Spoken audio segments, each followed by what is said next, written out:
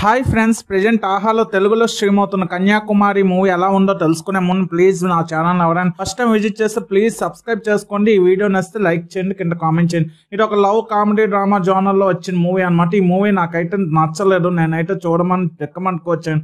Time waste, data waste. Movie చాలా స్లోగా boring గా ఉంటుంది అనమాట. క్యారెక్టర్స్ డిజైన్ బాగున్నా సరే ఎగ్జిక్యూషన్ ఎంటర్టైనింగ్ కాకుండా చాలా డ్రాగ్ చేసినట్టు ఉంటుంది మూవీ చూసేటప్పుడు. అయితే ఫస్ట్ హాఫ్ లో కొన్ని కామెడీ సీన్స్ కానీ హీరోయిన్ క్యారెక్టర్ కానీ ఇలా కొన్ని సీన్స్ వర్కౌట్ అయినా సెకండ్ హాఫ్ చాలా డ్రాగ్ చేశాడు. అసలు స్టోరీ ముందుకే వెళ్ళదు. ఏదో 2-3 అవర్స్ మూవీ చూసానేమో అని సెకండ్ హాఫ్ చూసేటప్పుడు అనిపించింది అన్నమాట. కొన్ని సీన్స్ లోనే అయితేనేమో అనుకున్న పాయింట్ ని చెప్పాలనుకున్న పాయింట్ ని డైరెక్టర్ బాగా రన్ చేశాడు, కానీ స్టోరీని రన్ టైం కోసం డైరెక్టర్ ఎక్కువగా డ్రాగ్ చేయడంతో మూవీ స్టోరీ చూసేటప్పుడు చిరాకు వస్తుంది.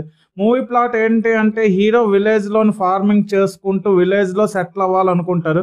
హీరోయిన్ సాఫ్ట్వేర్ జాబ్ చేయాలి, సిటీలో సెటిల్ అవ్వాలని డిసైడ్ అవుతుంది. వీళ్ళిద్దరి మధ్య లవ్ ఎలా స్టార్ట్ అయింది, ఎలా ఎండ్ అయింది అనేది రిమైనింగ్ స్టోరీ అనమాట. ప్లాట్ రొటీన్ అయినా సరే సీన్స్ ఏమైనా ఇంట్రెస్టింగ్ గా ఉంటుందేమో అని నేను స్టార్ట్ చేశాను, కానీ చాలా వరకు మూవీ ప్రెడిక్టబుల్ గా అలాంటి ట్విస్ట్ అండ్ థ్రిల్ అయ్యే ఫీల్ అయ్యే సీన్స్ ఏమి లేవు అనమాట మూవీ చూసేటప్పుడు. బ్యాక్గ్రౌండ్ స్కోర్ కూడా ఓకే. సాంగ్స్ అయితే నాకైతే నచ్చలేదు. మీకు ఫ్రీ టైం ఉన్నా నేనైతే ఈ మూవీ చూడమని రికమెండ్ చేయను. ఈ మూవీకి నేను ఇస్తున్న రేటింగ్ 1.5/5. ఇలాంటి జెన్యూన్ రివ్యూస్ కోసం నా ఛానల్ సబ్స్క్రైబ్ చేసుకోండి. ఈ వీడియో నచ్చితే లైక్ చేయండి. ఈ వీడియో మీ friends and family members share చేయండి. Thanks for watching. జై హింద్.